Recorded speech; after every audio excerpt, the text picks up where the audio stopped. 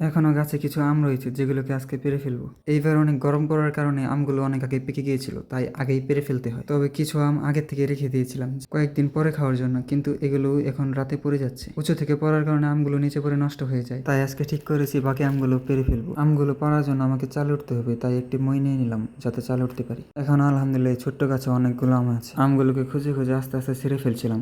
আমগুলোকে উপর দিয়ে দেখতে কাঁচা হলেও ভিতরে পাকা হয়ে থাকে, তাই একটি নির্দিষ্ট সময় আমগুলোকে পেরে ফেলতে হয়। এই বছর গরমের দাবদাহ বেশি হয়, অনেক আম আগেই ঝরে গিয়েছে। আমগুলো একা একাই পড়ে যাচ্ছিল, তাই আমি গত সপ্তাহে অনেকগুলো আম পেরে রেখেছিলাম। আজকে গাছ থেকে কিছু গাছ পাকা আম পেরেছি, যে আমগুলো খেতে অনেক মিষ্টি হয়, তাই আমি গাছ থেকে নেমেই ওই আমগুলো খেয়ে ফেলছিলাম। মাশাআল্লাহ, আমাদের এই গাছের আমগুলো অনেক মিষ্টি হয়। আজকে যখন গাছ থেকে আম পাড়ছিলাম তখন আমাদের পাশের বাসার আন্টি আমার জন্য একটি কাঁঠাল নিয়ে আসে। ঠিক করেছি আমগুলো খাওয়ার পর ওই কাঁঠালটাও খাবো।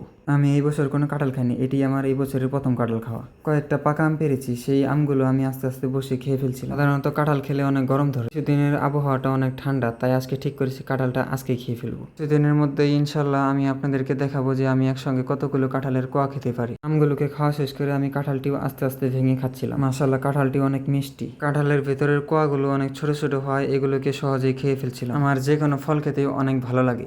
আপনারাও বেশি বেশি মৌসুমী ফলগুলো খাবেন, কারণ এই ফলগুলো আমাদের শরীরের রোগ প্রতিরোধ ক্ষমতা বৃদ্ধি করে থাকে। আপনাদের যাদের যাদের বাসায় ফল গাছ রয়েছে সেই ফলগুলি বেশি খাওয়ার চেষ্টা করবেন, কারণ বাজারের ফলগুলোকে বেশি দিন বাজারজাত করার জন্য এগুলোতে ফরমালিন দেওয়া হয়, যা আমাদের স্বাস্থ্যের জন্য অত্যন্ত ঝুঁকিপূর্ণ। আপনারা যারা যারা কাঁঠাল খেতে পারেন না তাদের জন্য বলছি, কাঁঠালে পটাশিয়াম থাকে এবং কাঁঠালে ভিটামিন এও থাকে। ভিটামিন এ আমাদের রাতকানা রোগ হওয়া থেকে রক্ষা করে। কিন্তু যদি কেউ কাঁঠাল খেয়ে হজম না করতে পারেন তাহলে কাঁঠাল না খাই ভালো, কিন্তু আম অবশ্যই খাওয়ার চেষ্টা করবেন। আম খেলে হজম শক্তি বৃদ্ধি পায়। এছাড়া আমের মধ্যে ভিটামিন এ থাকে। সর্বশেষ সকলকেই বলতে চাই, যদি আমার এই ভিডিওগুলো ভালো লেগে থাকে তাহলে আমার এই চ্যানেলটিকে সাবস্ক্রাইব করবেন। ইনশাআল্লাহ কিছুদিনের মধ্যেই আমার এই চ্যানেলটিতে আরও সুন্দর সুন্দর ভিডিও দেখতে পারবেন। সকলেই ভালো থাকবেন, সকলে আমার জন্য দোয়া করবেন। আসসালামু আলাইকুম ওয়া রাহমাতুল্লাহ।